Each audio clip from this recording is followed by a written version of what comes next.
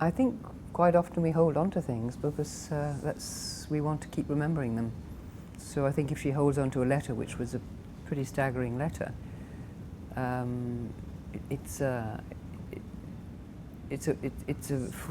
form of keeping something alive. Also, she didn't necessarily want that just to disappear and to be forgotten about. Even if you forgive people, it's quite often necessary to have proof. Actual proof of things that happen in life is very useful.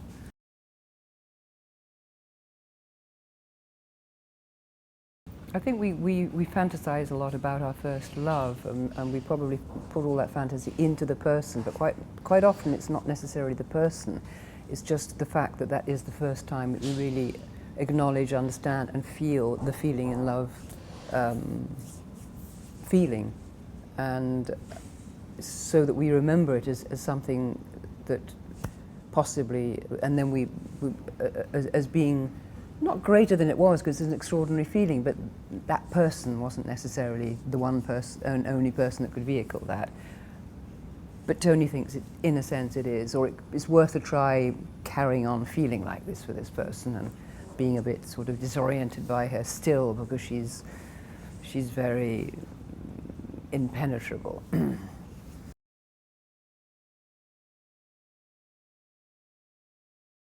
I'd read it quite, yes, when it came out, and I certainly thought it was very intriguing. I never thought it would come to a film, so it was rather fascinating that it does. And I read it again, and then read the script, and they're really, I think they work beautifully together, because some, scripts don't have to be absolutely faithful to books, and a lot of them aren't. A lot of them aren't.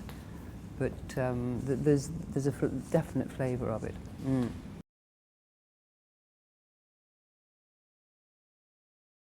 It's a philosophical book, in a sense, about following the traces of memory and trying to understand the way things happened and how they will happen to you later on, and how we can actually deal with all the different tapestries of our life that have come in and out over but I feel with the way that Nick Payne and Ritesh have actually structured the screenplay, we're certainly onto a track here.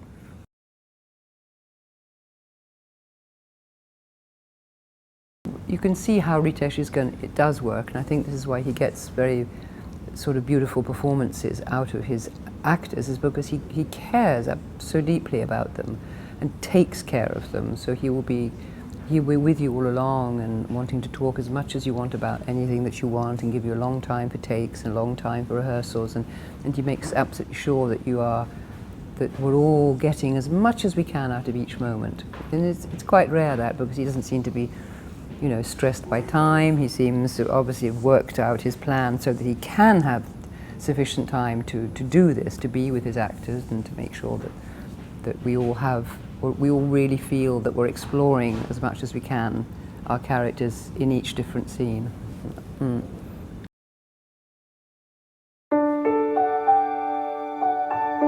私は引退生活を平穏に過ごしている。元妻とは良好な関係を築き、娘は出産間近。そんな時届いたのは。Dear Tony, I think it right that you should have the attached, and perhaps you'll find it an interesting, if painful, memento. The second item as a diary. A diary? The item is currently with Mrs. Ford's executor, Mrs. Ford's daughter. Veronica.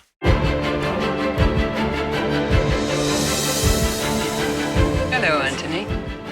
I don't have the diary. At least the right to know what is in it. I burnt it. I'm Tony Webster. Adrian Finn. We may never know the truth. So what were you doing there? It was an accident. Legally, yes. Morally, no. What are you doing? Do we adjust, embellish, make sly cuts? Why did you leave me? Do we really need to do this? How total inability to see what's right under your nose, such as your daughter. すべての謎を解き明かしたとき、人生が新たに輝き始める。ベロニカとの記憶。